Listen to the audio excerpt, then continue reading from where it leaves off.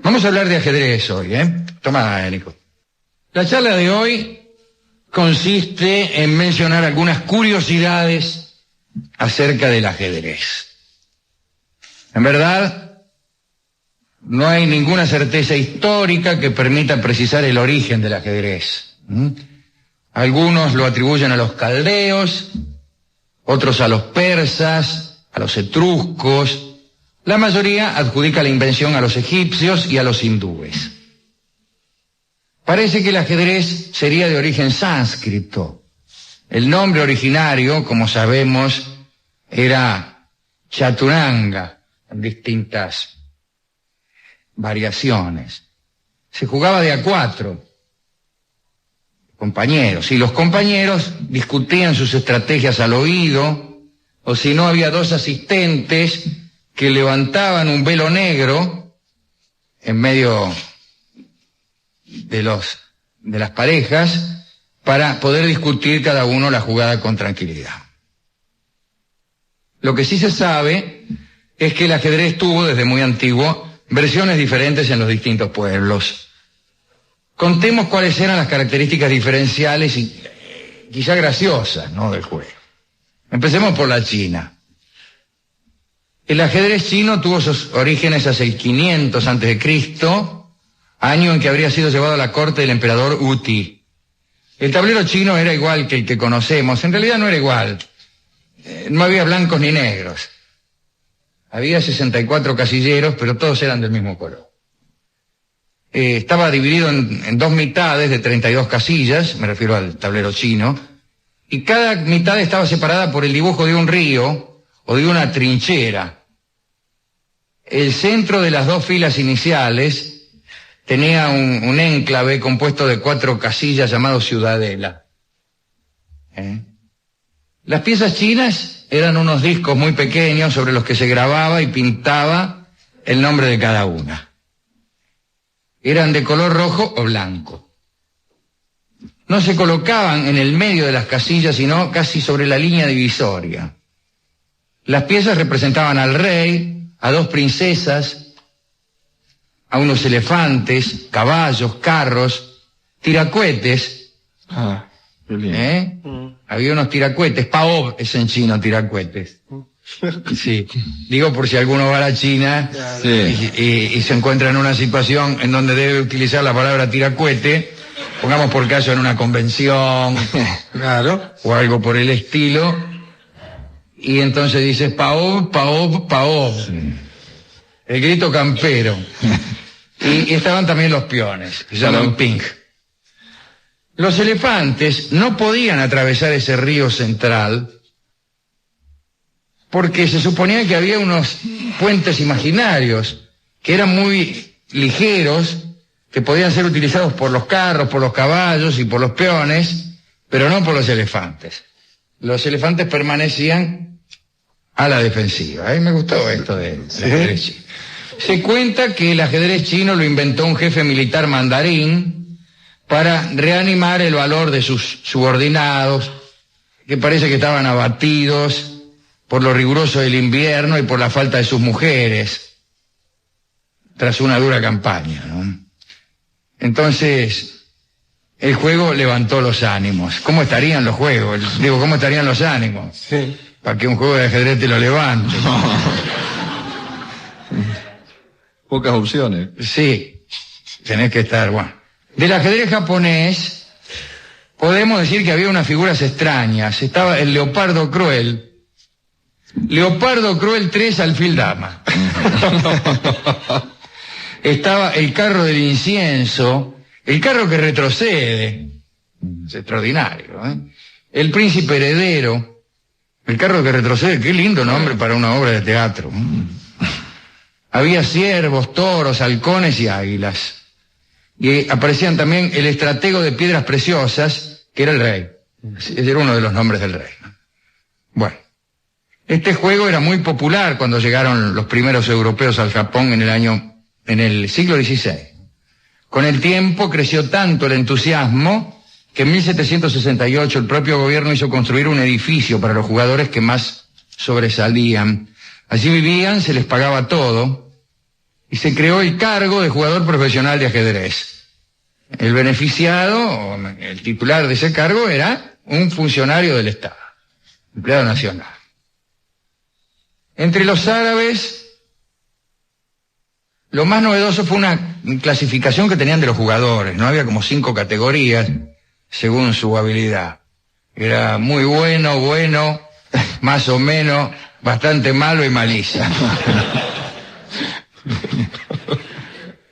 Bueno, yo le agregué los nombres. Sí, parece que no.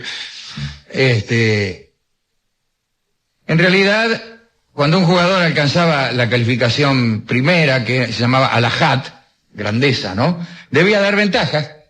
Era con handicap, como en el golf, ¿no es cierto? O como en el polo.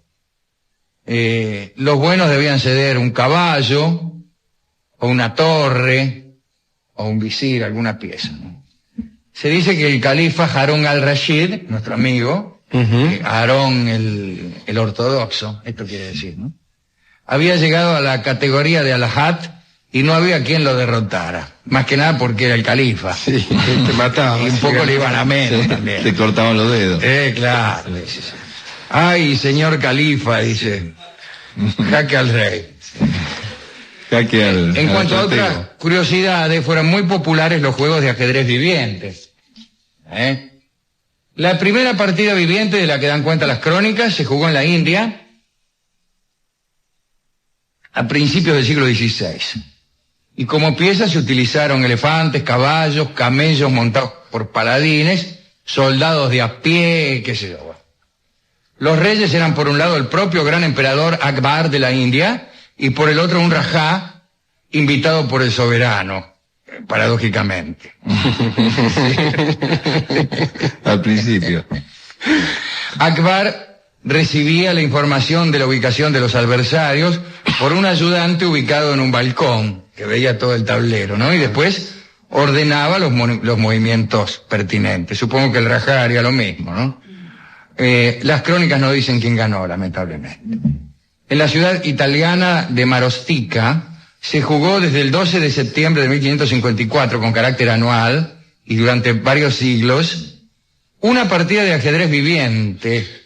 El origen de esas partidas se hallaba en el amor despertado por la hija del gobernador llamada Leonora Paricio en el corazón de 2 jóvenes hidalgos, 2. Rinal de Angarano y Viveri de Valrana. Los rivales, en lugar de resolver sus problemas en un duelo a espada, como cualquier criollo, prefirieron atender a la recomendación del padre de Leonora y jugaron un partido de ajedrez. El vencedor, una partida de ajedrez. El vencedor fue Angarano, que se quedó con la hermosa, se quedó con la mano de Leonora Parisi. Sí. También había, y hay todavía, ajedrez postal. ¿Ah, sí? Claro. Ya Enrique I, el rey de Inglaterra, disputó una partida de ese tipo con el soberano francés Luis VI, el Gordo, ¿no? A comienzos del siglo XII. Cada rey tenía una embarcación solo para ese correo, para ese menester. A cada movimiento un viaje. Caballo 3 alfil rey. A los 3 meses venía otra vez el barco y eso. La partida duró 6 años. Ganó Luis VI el Gordo. El rey de Prusia, Federico el Grande, fue un extraordinario aficionado al ajedrez. Y tanto era así que utilizaba sus correos reales en el juego, con ministros, gobernadores de las provincias de su reino, e incluso en una partida con la zarina Catalina II de Rusia. En una de sus salas, Federico el Grande tenía a modo de simultáneas dispuestos tableros por si había una especie de orgía ajedrecística.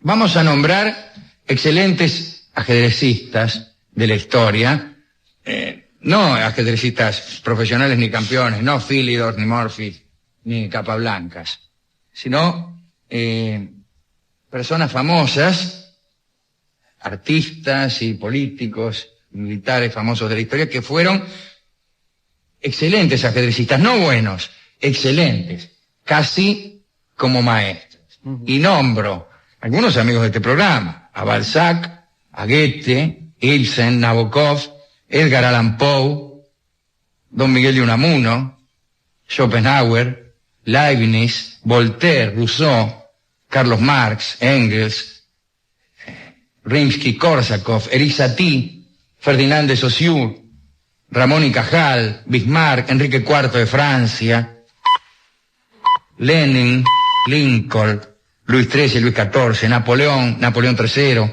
Robespierre, Fernando el Católico, Felipe II de España, Martín Lutero, etc. Y que hay simpático saber que algunas de estas personas tenían tiempo para jugar al ajedrez y muy bien, no más o menos, muy bien. Yo tengo acá un soneto de Borges que me atrevería a leer como cierre de esta colección de pequeños datos sobre el ajedrez, ¿no? Es un doble soneto. A mí me gusta el segundo de ellos. El título es Ajedrez. Tenue rey, sesgo alfil, encarnizada, reina, torre directa y peón ladino. Sobre lo negro y blanco del camino, buscan y libran su batalla armada. No saben que la mano señalada del jugador gobierna su destino. No saben que un rigor adamantino sujeta su albedrío y su jornada. También el jugador es prisionero. La sentencia es de Omar, de otro tablero, de negras noches y de blancos días. Dios mueve al jugador y éste la pieza. Que Dios detrás de Dios la trama empieza, de polvo y tiempo y sueño y agonías. Maravilla, qué maravilla. ¿A quién dedicar este pequeño caminar que hemos hecho sobre los tableros? Bueno, a todos estos que hemos nombrado, que eran buenos jugadores de ajedrez, a mi amigo Antonio Carrizo, que es él mismo un buen ajedrecista y además fue presidente de la Federación de Ajedrez, y gracias a él yo conocí a algunos ajedrecistas ilustres. Yo he tenido la suerte de tratar así muy brevemente a don Miguel Neidorf y a Quinteros, y conocí a Larsen, el danés, y algunos buenos ajedrecistas, ¿no? Que me enseñaban algunas cosas de ajedrez infructuosamente, porque yo soy un ajedrecista pésimo, ¿no?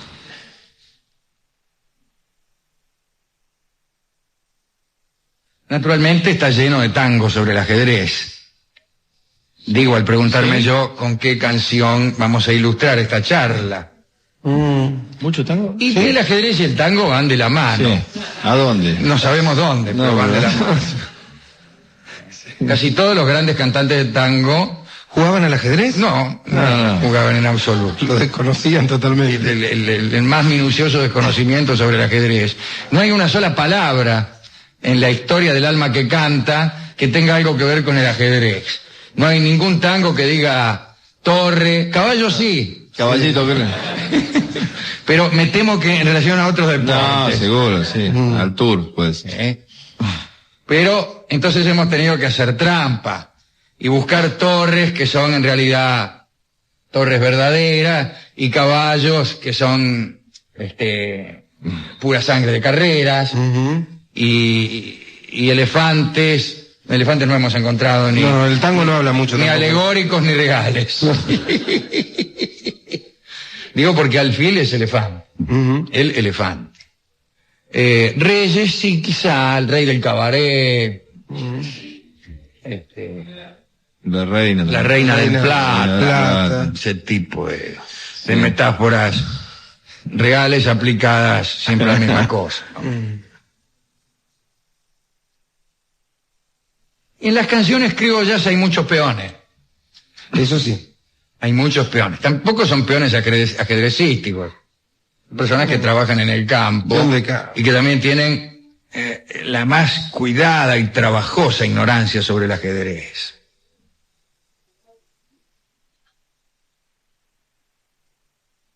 Y hemos tenido que optar por esta última alternativa, ¿eh? Más que nada porque teníamos ganas de escuchar a Alberto Merlo, y habiendo revisado la discografía de Merlo, el tema del ajedrez en las milongas camperas, si en el tango no existía, En la milonga campera tampoco. en la milonga campera menos. No. Menos. Milonga campera habla de cosas del alma. Algunos me dirán que las milongas camperas hablan de cosas que existen en el campo, como árboles, ranchos y trabajos. No es verdad. Algunos hacen como si hablaran de eso, y hablan del alma. El árbol que tú olvidaste siempre se acuerda de ti, no es una cuestión botánica. Los trigos que pintaba Van Gogh no dan ninguna información, decía Sábato, sobre el estado de la agricultura en el centro de Francia. Y sí sobre el alma de Van Gogh.